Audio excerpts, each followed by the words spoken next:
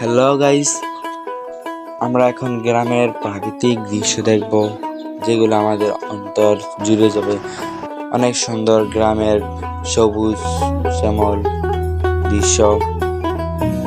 শহরের চারধারের গণ্ডি থেকে তুমি কিভাবে বুঝবে গ্রামের সেই সবুজ প্রাকৃতিক ভিউ?